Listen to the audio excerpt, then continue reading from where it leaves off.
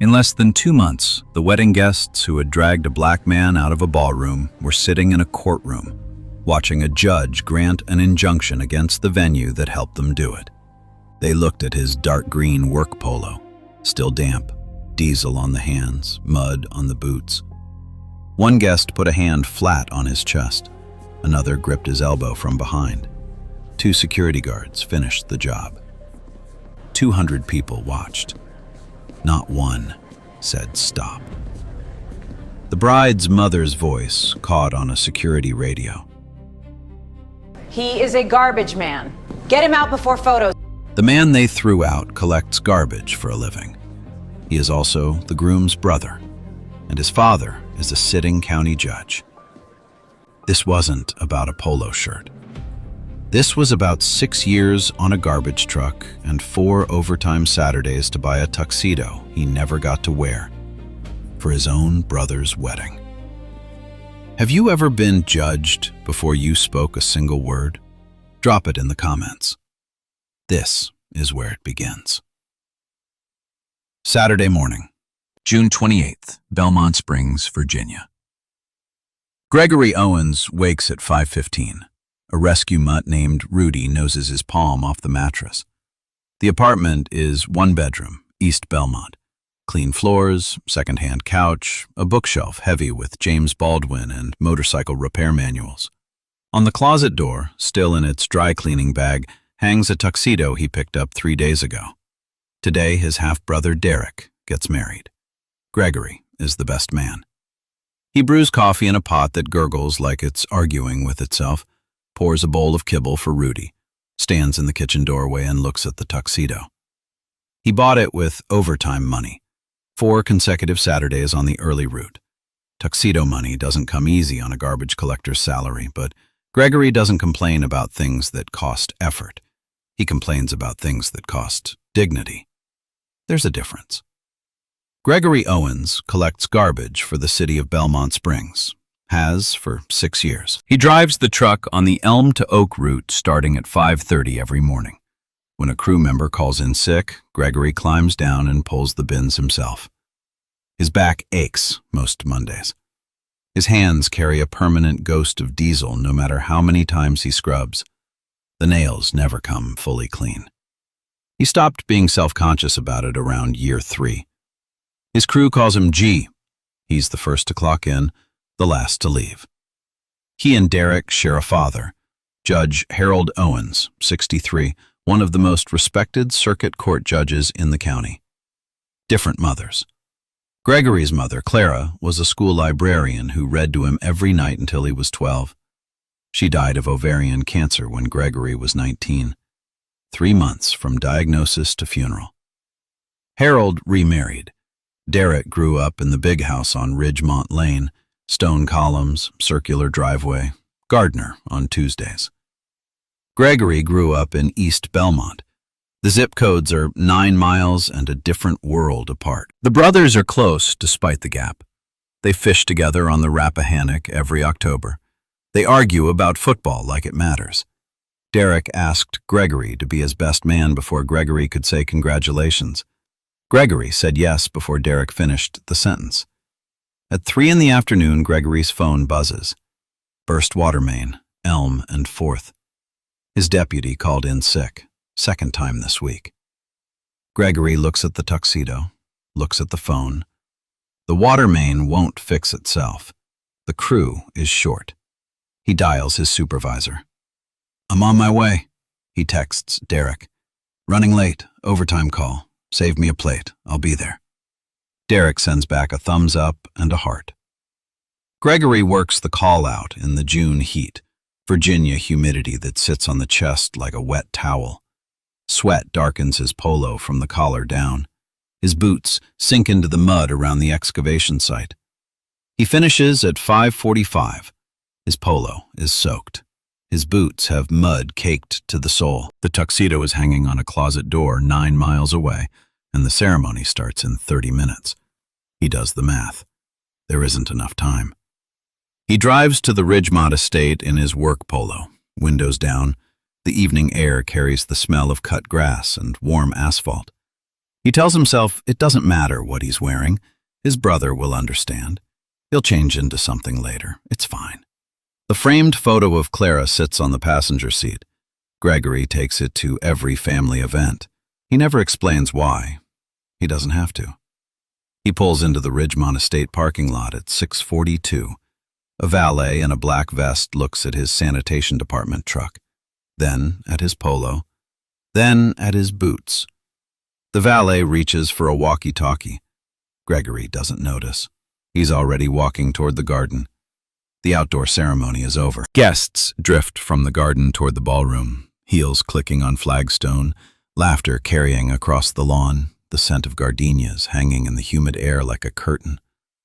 Gregory crosses the garden path. The grass is still pressed flat from 200 chairs. Rose petals litter the aisle where his brother stood and said his vows. Gregory missed them, but he's here. He enters the lobby. White marble, crystal chandeliers doubled in the polished floor, the hum of money and good manners. A hostess in a black dress stands behind a podium with a clipboard. Gregory gives his name. She scans the list, finds it, checks a box. He's in. He steps into the ballroom. 200 guests in summer pastels and pressed linen. Gregory is the only black person in the room. He is also the only person not in formal wear. His dark green polo, still damp, catches the chandelier light like an ink stain on a white tablecloth. He spots Derek across the floor. Tuxedo, grinning, one hand holding Samantha's and the other waving at an uncle. Gregory starts walking toward him. He doesn't make it. Brenda Caldwell steps into his path. 58 years old, mother of the bride, cream-colored dress, pearls, a smile that operates on a thermostat. She doesn't introduce herself. She looks at his polo. She looks at his boots. She says, calm as a hostess redirecting a lost delivery driver, "The service entrance is around the back, sweetheart." Gregory says, "I'm here for the wedding. I'm Gregory, Derek's brother." Brenda's smile doesn't shift a single degree. "Of course you are." She turns to the woman beside her and says, just loud enough, "The help is getting creative tonight." Gregory keeps walking. He is 6 feet from Derek when a hand lands on his shoulder. Troy Patterson, head of security. Ex-bouncer shoulders, earpiece, clipboard in his left hand. "Sir, I need you to come with me." Gregory says, "I'm on the guest list. I checked in at the front." Troy says, "Ma'am has asked us to escort you out. We can do this quietly." Before Troy finishes the sentence, Wade Harmon is already there, 45, Brenda's business partner. He steps directly into Gregory's path, one hand raised flat against Gregory's chest. "Hey, buddy. I don't know who told you about this event, but this isn't the place." Gregory says, "My brother is the groom." Wade smiles. "Sure he is." Then a second hand, this one on Gregory's elbow from behind. Philip Shelton, 52, Brenda's neighbor, Garden Society board member. He grips and steers. His voice is low, practiced, country club calm. "Let's not make a scene. Just walk out." 2 guests, then 2 guards. Gregory is boxed. 4 men, 4 points of contact. The ballroom goes silent. 200 people watch. Not one speaks. Not one moves. The string quartet has stopped. Champagne flutes hang in midair. 3 or 4 guests shift on their feet, forming a loose wall between Gregory and the dance floor. Not touching, but pressing with their presence, herding him toward the exit with the weight of a crowd that has chosen a side without saying a word. Gregory doesn't resist. He doesn't shout. He walks. His boots leave faint mud prints on the marble, each one a signature the cleaning crew will wipe before dessert. The ballroom doors open. The lobby passes, the front entrance, outside.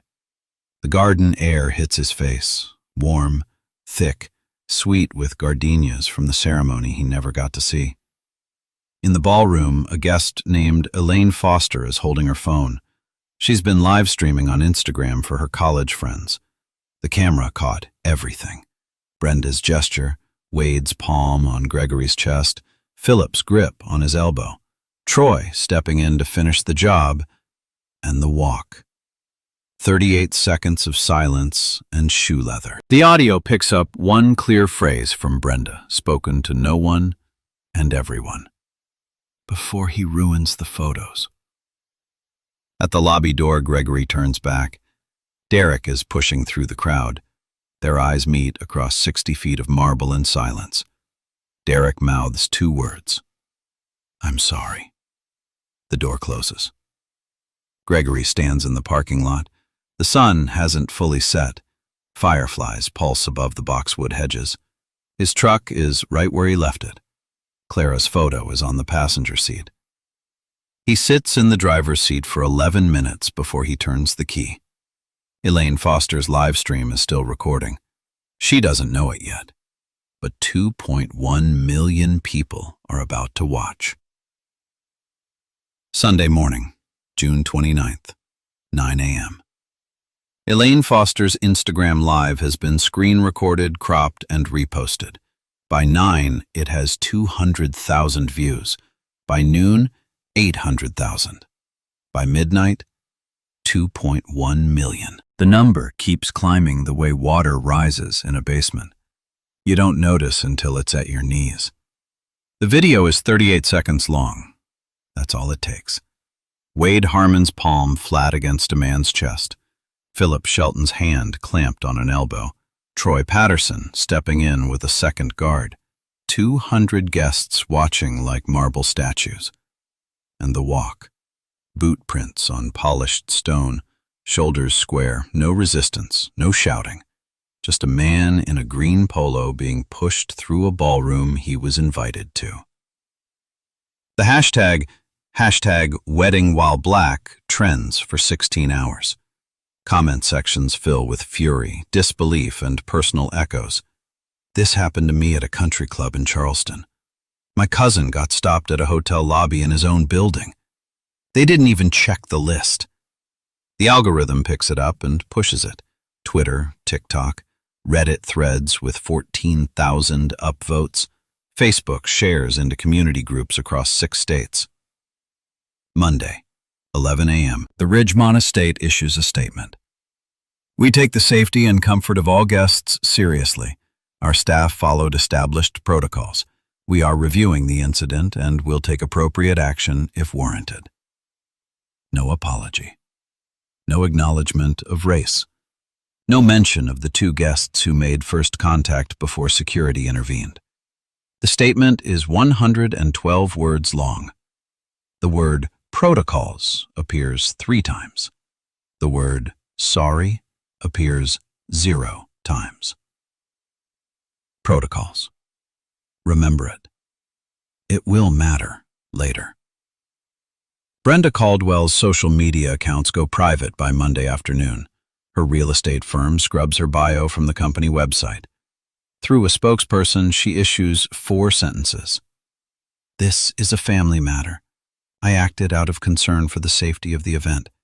I had no knowledge of the individual's relationship to the groom. I have no further comment. She calls it a family matter, but she had Gregory removed precisely because she refused to believe he was family. Wade Harmon is identified in the video by Tuesday morning. His LinkedIn receives 300 comments in 4 hours before he deactivates it. His real estate development firm, Harmon & Associates, posts a statement. Mr. Harmon's actions at a private event do not reflect the values of this firm. They don't say which values. They don't say what his actions were. They say the word private twice. Philip Shelton deletes every social media account he owns within 24 hours. He says nothing. His silence is its own kind of statement. Gregory says almost nothing too, but his silence is different. He doesn't post. He doesn't give interviews. A reporter from the Richmond NBC affiliate finds him at a gas station on Tuesday afternoon. Gregory is filling the tank of his personal truck. The reporter asks for a comment. Gregory looks at the camera for 3 seconds. He says, "I just wanted to see my brother get married." That's it. 7 seconds. It goes viral on its own. 600,000 views by Wednesday. Not because of what he says, but because of everything he doesn't. The Richmond affiliate runs the story Tuesday evening. Wednesday, the AP wire picks it up. By Thursday, national outlets are calling. CNN runs a 60-second segment. MSNBC books a civil rights commentator who says the phrase social profiling 4 times. Through it all, one silence is louder than any headline. Derek Owens, the groom, has not made a public statement. He hasn't posted.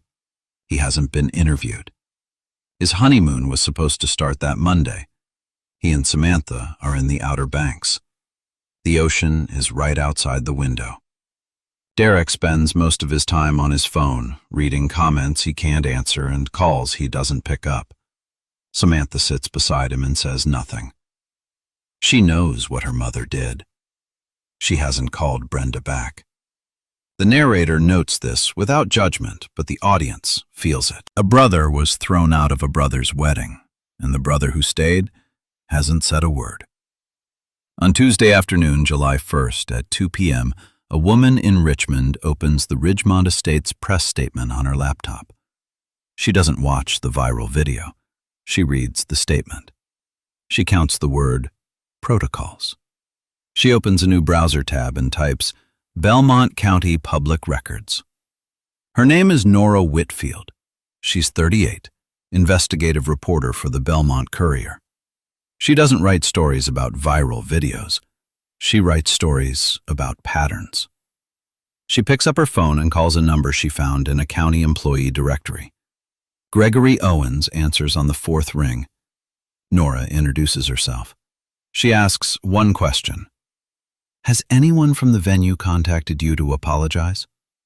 Gregory says no. Nora says, I didn't think so. Can we talk? Nora Whitfield doesn't chase noise. She chases paper trails, and she thinks she's found the beginning of one. Thursday, July 3rd. A political blogger in Richmond runs a routine background check on Gregory Owens, Belmont Springs. It takes less than 5 minutes. Belmont County Court Records. One name, Judge Harold T. Owens.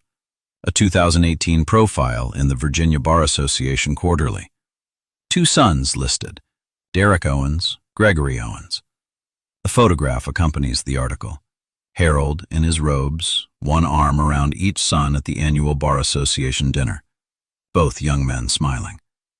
The family resemblance is clear. The internet recalibrates in real time. Headlines shift like tectonic plates.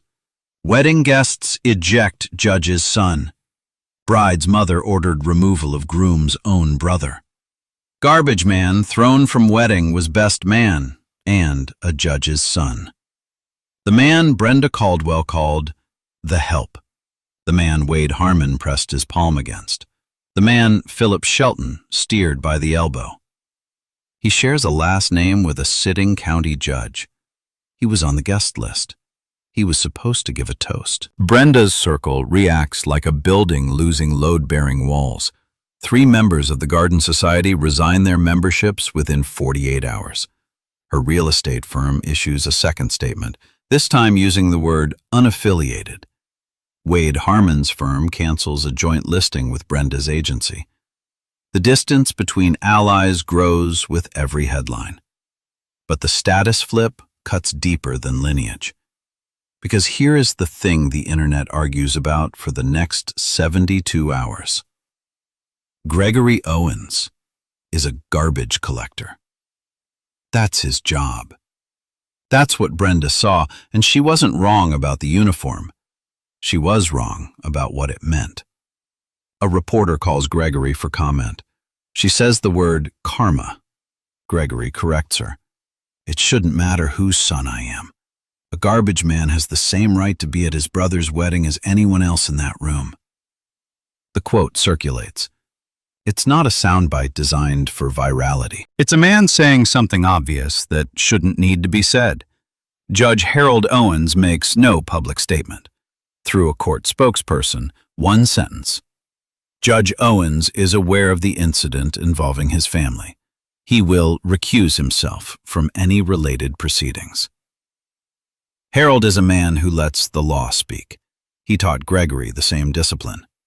Wade Harmon's past surfaces in the comments. Someone finds an old county record. He appeared as a defendant in a contract dispute in Judge Harold Owens' courtroom 6 years ago. He lost. The man whose chest he pressed his palm against is the son of the judge who ruled against him. The internet calls it irony. It might be something uglier. Philip Shelton, the man who gripped Gregory's elbow, lives 3 blocks from Judge Owens' home on Ridgemont Lane. They've nodded at each other at neighborhood barbecues. Philip once borrowed Harold's hedge trimmer and returned it with a thank you note. He never made the connection, or chose not to. Derek breaks his silence on Thursday evening. A single Instagram post. A childhood photograph. 2 boys on a dock at a lake, fishing rods in hand. One 6 years older than the other. No caption. 200,000 likes in 4 hours. The comments write the caption for him. The status flip satisfies the internet. The outrage finds a sharper edge. But Nora Whitfield isn't watching the comments. She's staring at a spreadsheet she pulled from a public records request. 14 rows, 18 months, and a pattern that has nothing to do with whose father is a judge. July 5th. Nora Whitfield files FOIA request number 2025-0618-RC with Belmont County. She requests all incident reports filed by or involving the Ridgemont estate for the previous 24 months. The request is 6 pages. She fills it out at her kitchen table at 11 p.m. with a mug of cold coffee and a yellow legal pad covered in shorthand. The records arrive on July 10th. She reads them the same night. The incident log is a spreadsheet. Columns for date, event type, individual description, reason for removal, and outcome. Nora scrolls through 18 months of data. She counts 14 removals under the category Dress Code Discretion. She cross-references the description column. Every single entry describes a person of color. Black male, mid-30s. Casual attire. Hispanic female, late 20s, deemed underdressed. Black male, 40s, uniform inconsistent with event dress code. 14 entries. 14 people of color. She checks for any white patron removed under the same policy in the same period. 0. The number doesn't require commentary. 14 and 0. The spreadsheet speaks in the plainest language there is. She reads a few entries aloud to herself. March 15th, 2024. Corporate gala. Black male described as wearing business casual in a black tie environment. He was a dentist. His host organization confirmed his invitation after the fact. No apology from the venue. November 8th, 2024. Private wedding. Latina female, cocktail dress, removed because she didn't match the guest list profile. She was on the list. January 22nd, 2025. Debutante ball. Black male wearing the venue's own catering uniform. He was a caterer's assistant employed by Ridgemont's contracted caterer. He was still removed. Nora sets the spreadsheet down. She calls a civil rights attorney she knows from a story she wrote 2 years ago. She says, "I have a pattern." Separately, Nora pulls Brenda Caldwell's homeowner association activity through public records. 3 formal complaints filed in 2 years. All 3 target homeowners of color in Brenda's subdivision. Complaint 1. Excessive noise during a gathering. The gathering was a child's birthday party. It ended at 8 p.m. on a Saturday. Complaint 2. Unapproved exterior modification. The modification was a welcome mat, a woven doormat with the family's last name. It was within HOA guidelines. The complaint was dismissed. Complaint 3. Suspicious vehicle parked on street. The vehicle was a rental car belonging to a holiday guest. It had valid plates, a rental sticker, and a parking permit on the dash. 3 complaints. 3 families of color. 3 dismissals. But the complaints themselves, the act of filing, of naming, of flagging, do their damage regardless of outcome. They're warning shots, disguised as paperwork. Then the email surfaces. Nora's source is a former Ridgemont employee, a bartender who left in April after what she describes as a culture I couldn't stomach. The bartender provides a forwarded email chain dated June 26th, 2 days before the wedding. From Brenda Caldwell to Russell Grant, General Manager of the Ridgemont Estate. Subject line, Saturday Security. The email reads in part, I want extra eyes at the doors. Derek has invited some people I haven't vetted. If anyone shows up who isn't on my list, not Derek's list, my list, I want them handled quietly. Russell Grant replies within an hour. Understood. We'll brief Troy and the team. Not Derek's list. My list. Brenda didn't react in the moment. She pre-planned the exclusion. 2 days before her daughter's wedding, she sent an email to ensure that anyone who didn't meet her personal criteria would be removed. The email doesn't mention race. It doesn't have to. Nora sits with the email for 3 days. She verifies the metadata. She contacts Russell Grant's office for comment. No response. She contacts Brenda's spokesperson. No response. She contacts the bartender again, walks through the chain of custody. The email is authentic. The timestamps check out. The language is Brenda's, clipped, commanding, accustomed to obedience. On July 12th, Nora drives to the Ridgemont estate. She doesn't go inside. She sits in the parking lot for 40 minutes, counting cars, watching staff enter through a side door. She notes the security camera positions, 3 covering the front entrance, 2 in the lobby, 1 aimed at the garden path. She photographs the exterior from the public road. She writes in her legal pad, cameras everywhere. They see everything. They choose what to remember.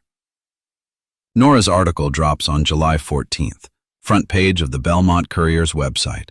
The headline, Ridgemont Estate's Discretion Policy, 14 removals, 1 pattern. The article includes the incident log data, 14 removals, 0 white patrons, presented in a chart. It includes the HOA complaint history. It quotes Gregory and 2 unnamed former venue patrons who agreed to speak on background. It does not include the email.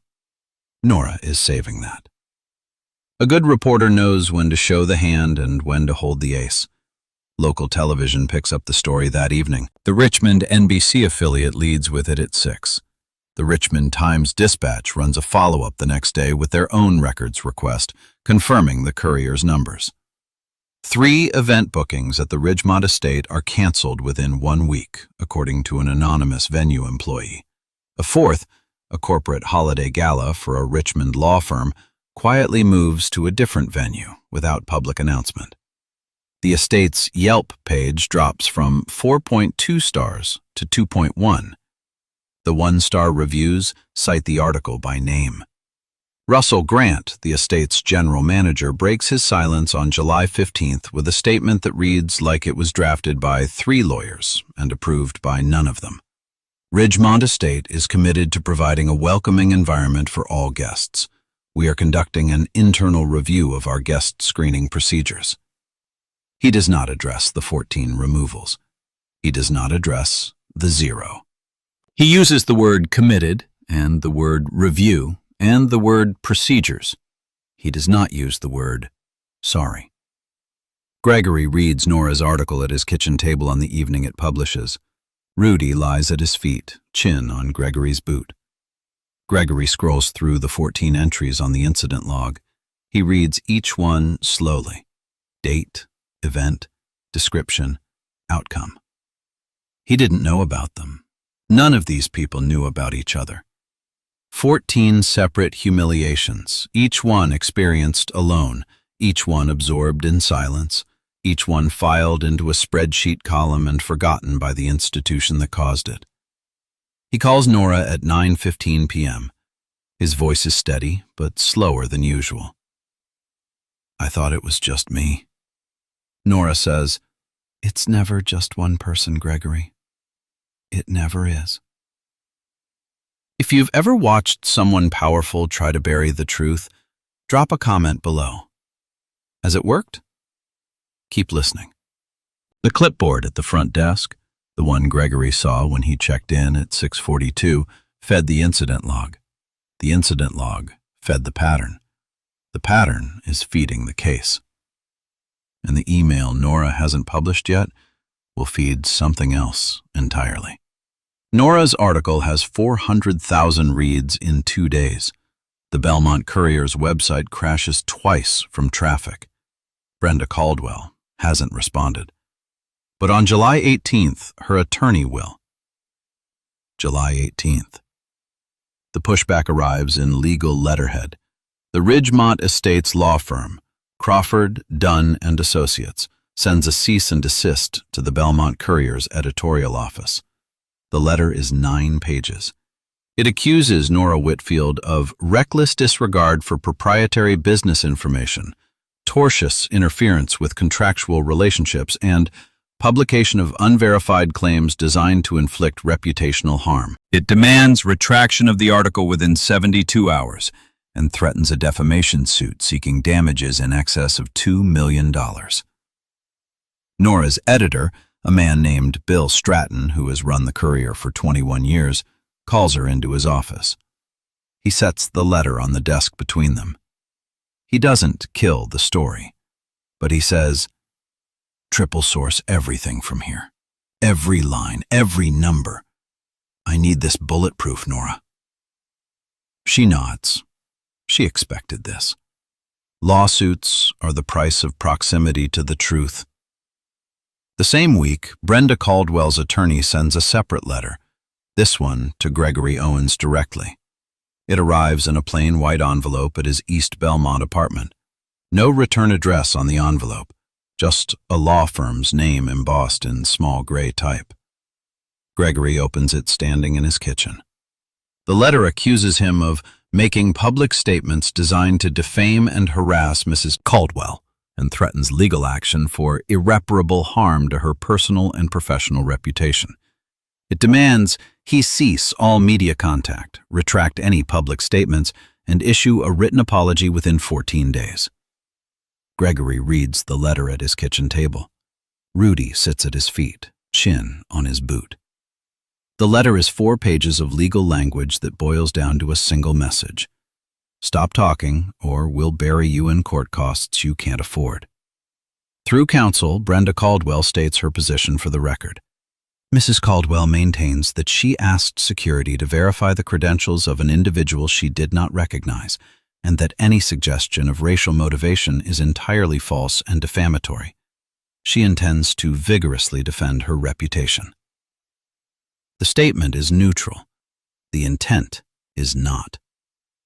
On July 21st, Gregory's supervisor at the sanitation department calls him into the break room. Someone has filed an anonymous complaint with city HR alleging conduct unbecoming a city employee and using a public position for personal publicity. The complaint contains no specific evidence. It cites no policy violation by name, but it triggers a mandatory review under city employment guidelines. Gregory is asked to refrain from media contact during the review period. Gregory has never sought publicity. He gave one 7-second comment at a gas station.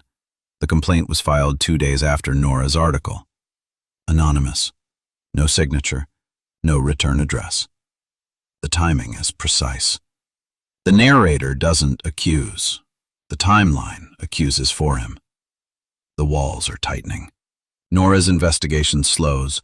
Her editor assigns a second reporter to assist. Everyone in the newsroom knows what that word means. Nora's source at the venue, the bartender, goes silent. Texts unanswered, calls straight to voicemail. The access that built the story is evaporating. Wade Harmon hires his own attorney. Through counsel, he issues a public statement. My actions at a private event were intended to maintain order. I acted on instinct to assist venue security. Any characterization of my conduct as racially motivated is categorically false, and I will pursue legal remedies against anyone who continues to make such claims. Philip Shelton says nothing publicly. Through his attorney, Mr. Shelton briefly made physical contact with an unidentified individual in an effort to de-escalate a potential disturbance. The contact was minimal and well-intentioned. The attorney uses the phrase de-escalate as though gripping a man's elbow and steering him toward an exit is a form of peacekeeping. Derek calls Gregory on a Tuesday night. His voice is hoarse, thinned by exhaustion. Samantha's crying every night. Brenda calls her every morning. She's caught in the middle. I don't know what to do, G. Gregory says, You don't have to do anything, D. This isn't your fight. But it is, and both brothers know it. At the sanitation depot, Gregory's crew treats him the same. They leave coffee on his dashboard. They don't mention the news. But management is different. His overtime requests are denied without explanation. His schedule is shuffled, moved from the Elm to Oak route he's driven for 6 years to a split route on the other side of town. Nobody says why. Nobody has to. Gregory hangs up the phone with Derek. He sits in the quiet of his apartment. He looks at the tuxedo still hanging on his closet door, the one he never got to wear, the one he bought with 4 Saturdays of overtime. For the first time since the wedding, he thinks about letting all of it go. Late July.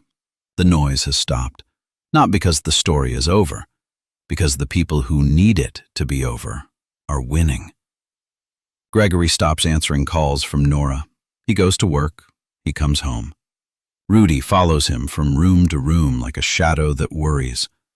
Gregory eats, standing up at the kitchen counter. He showers with the lights off. He doesn't look at his phone after 8 p.m. One night, he drives to the sanitation depot after hours. Engine off. Parking lot empty except for the trucks lined up in their bays like sleeping animals. The dashboard clock reads 12:14 a.m. The overhead lamp buzzes.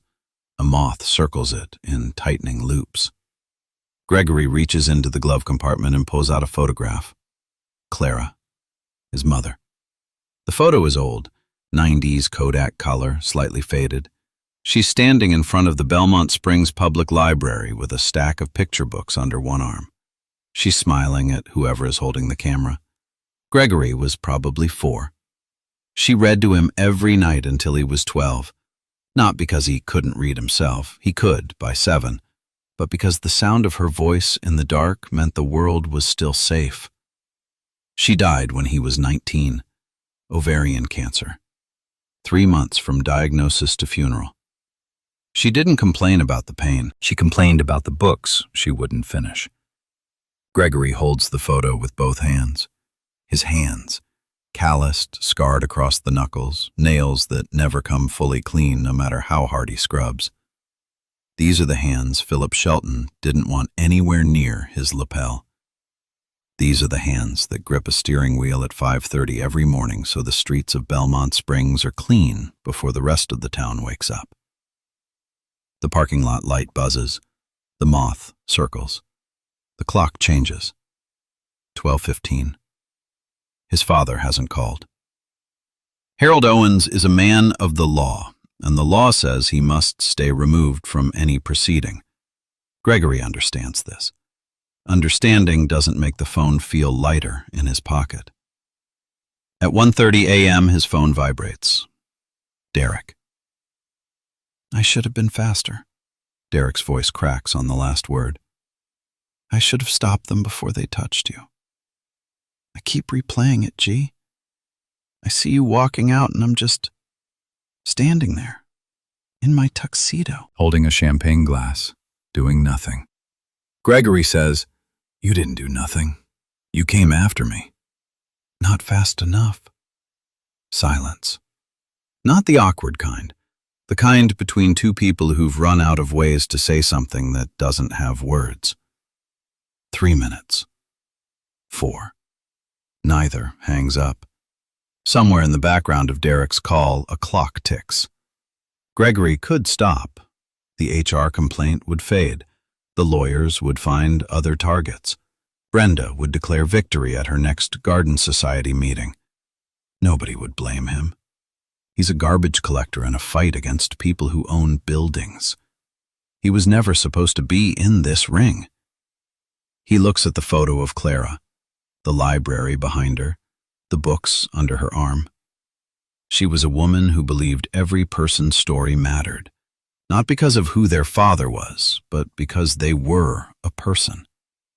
He hears her voice, not magical, not ghostly. Just the memory of a woman reading out loud in a dark room.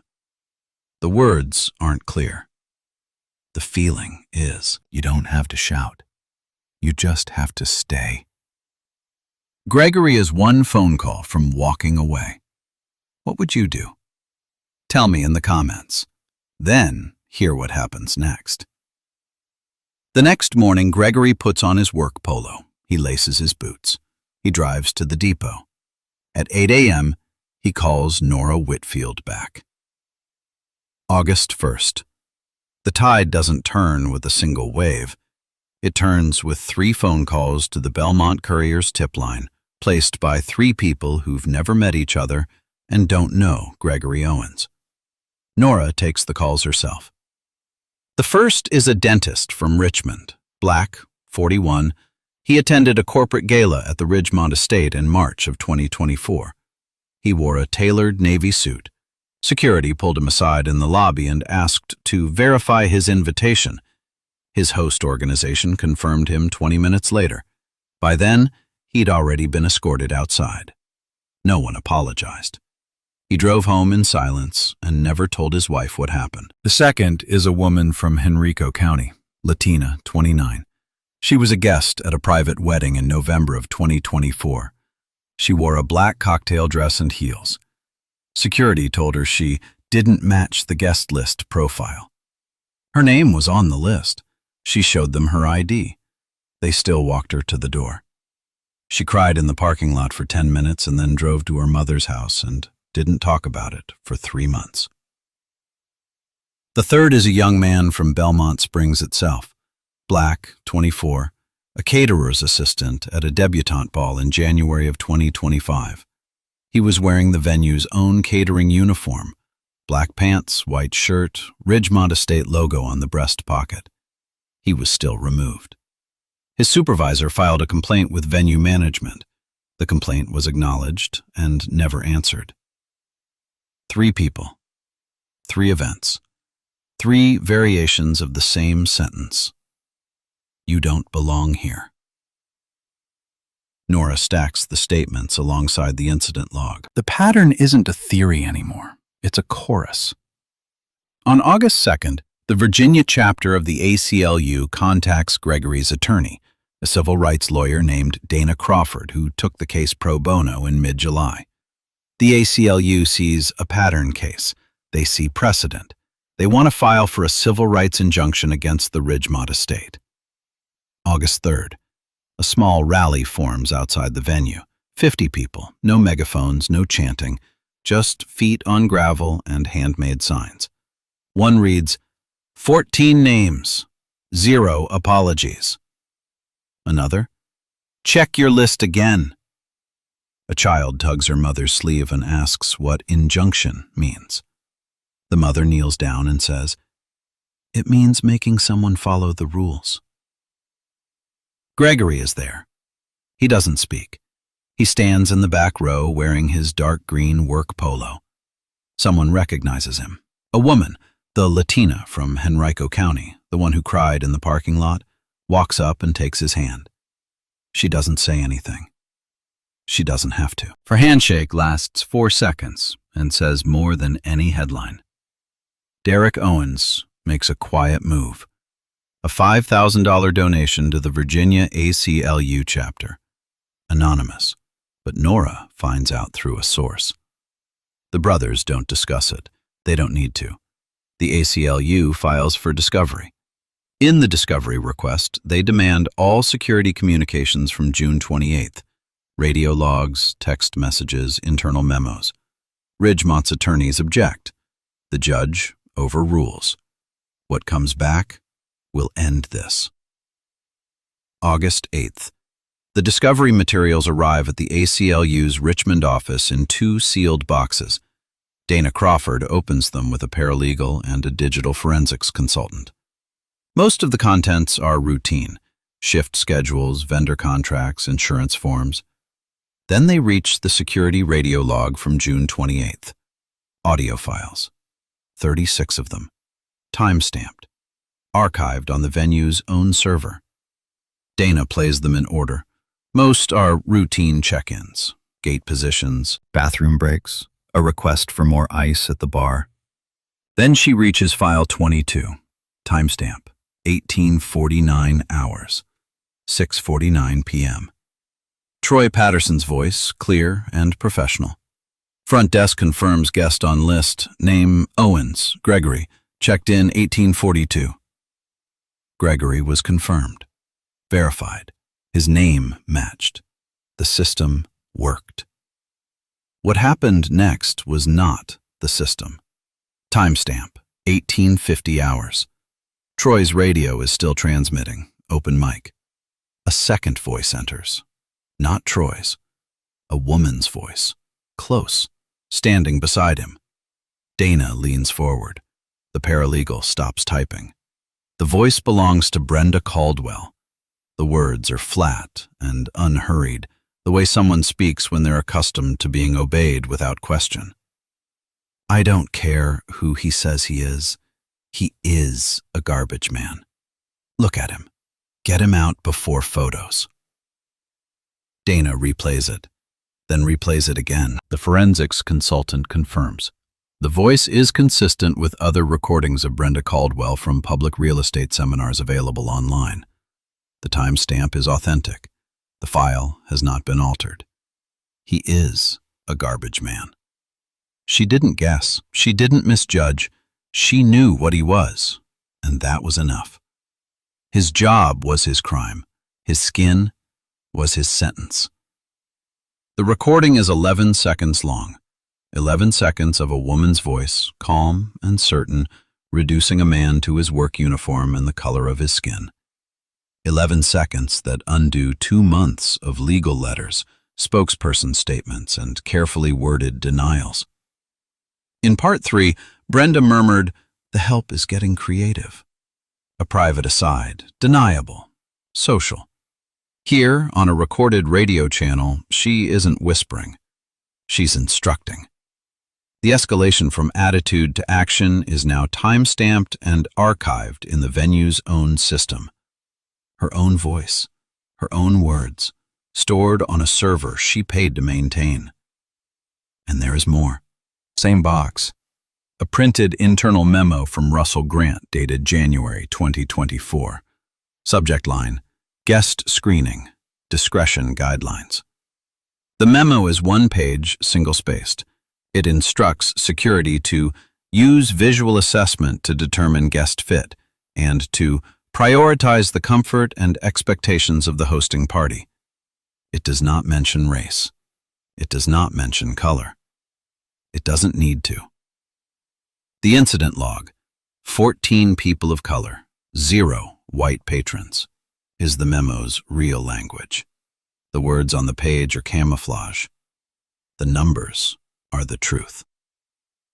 Nora gets the call from Dana Crawford at 4:15 p.m. She's at her desk in the Courier's newsroom. She listens for 90 seconds. She sets down the phone. She picks it up again and dials Gregory. "We have it," she says. Gregory is in his truck, parked outside a convenience store on Elm Street. "Have what?" "Everything."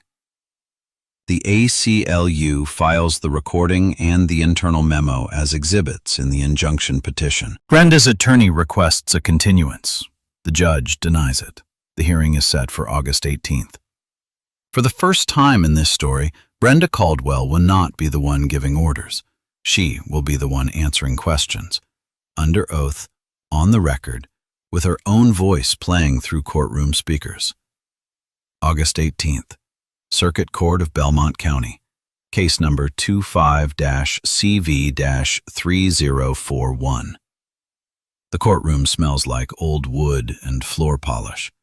Fluorescent lights hum above rows of oak benches. The gallery is full. Reporters, community members, 3 people who drove from Richmond without telling anyone why. The clerk calls the case number. Chairs scrape. Everyone stands. Judge Harold Owens is not on the bench. He recused himself 6 weeks ago. Presiding today, Judge Catherine Moore, visiting from the 12th Circuit. Silver hair, reading glasses, a voice that doesn't rise or fall. Harold's absence is its own kind of presence. His portrait hangs in the hallway outside. Gregory takes the stand. He describes the evening in plain language, no embellishment, no performance. He describes the text to Derek, the overtime call, the drive, the check-in at the front desk, the walk across the ballroom, Wade's hand on his chest, Philip's grip on his elbow, Troy's arrival, the walk to the door, the 11 minutes in his truck. The ACLU attorney asks, "Did anyone at the venue verify your identity before removing you?" Gregory says, "No." "Were you asked to show identification?" "No." "Were you told why you were being removed?" "No, I was told the bride's mother wanted me out. That was the reason." The recording is played. The courtroom hears Brenda's voice through ceiling-mounted speakers. Every word lands like a stone dropped into still water. "He is a garbage man. Look at him. Get him out before photos." The playback ends. The courtroom is silent. A pen drops onto a legal pad somewhere in the gallery. That is the only sound for 6 seconds. Brenda Caldwell takes the stand. She is composed. Cream blazer, pearl earrings. She states that she was concerned about an unrecognized individual and that race played no part in her request. Her attorney walks her through her version, measured, rehearsed, careful with pronouns. On cross-examination, the ACLU attorney reads Brenda's own email from June 26th. "If anyone shows up who isn't on my list, not Derek's list, my list, I want them handled quietly." Then the recording plays again. Then the incident log appears. 14 names, 18 months, 0 white patrons. Brenda's attorney objects. Judge Moore overrules. Wade Harmon is called. He invokes the Fifth Amendment 3 times. Philip Shelton testifies. He admits he made brief physical contact. He calls it a guiding gesture. The ACLU attorney plays the video. Philip's hand clamped on Gregory's elbow, knuckles white. "That," the attorney says, "is not a gesture." Russell Grant testifies. He admits the discretion policy was never reviewed by legal counsel. He admits he received Brenda's email and acted on it. He admits he didn't question her authority to override the groom's own guest list. Judge Moore issues her ruling from the bench. Preliminary injunction granted. The Ridgemont estate is ordered to suspend the discretion policy immediately, submit to independent civil rights compliance training, and produce a revised guest screening protocol within 60 days. The court's written opinion will note, "The pattern of selective enforcement combined with recorded communications establishes a clear likelihood of discriminatory practice." September 1st. The Virginia Department of Professional and Occupational Regulation opens an ethics review of Brenda Caldwell's real estate license, citing conduct inconsistent with fair housing principles. The review is ongoing. Russell Grant resigns from the Ridgemont estate. The venue hires an independent civil rights consultant. Event bookings begin to recover, slowly, under new management and a new name on the welcome sign. Wade Harmon loses 2 commercial real estate contracts within a month of the hearing. Philip Shelton is asked to step down from the Garden Society board. He does, quietly. Gregory returns to work on a Monday morning. His crew has left a card on the dashboard of his truck. It reads, "Still the best driver in Belmont. Welcome back, G." He puts it in his locker next to the photo of Clara. On a Saturday in mid-September, Derek drives to East Belmont. He parks in front of Gregory's building. They sit on the front porch. Rudy lies between them. The evening air is cooler now. September in Virginia, the humidity finally breaking. Fireflies still come out, though. Same ones from the parking lot that night. Different context. Derek says, "You were supposed to be my best man." Gregory says, "I still am." A man in a dark green polo walks into a room. This time, nobody asks him to leave. Not because they know his father, because they know better. Gregory Owens collects garbage for a living. He is also a brother, a son, and a man who deserved to be at that wedding. One of those facts bothered them. None of those facts should have. If this story stayed with you, share it with someone who needs to hear it. Subscribe, and the next time someone tells you where you belong, remember Gregory Owens. He already knew.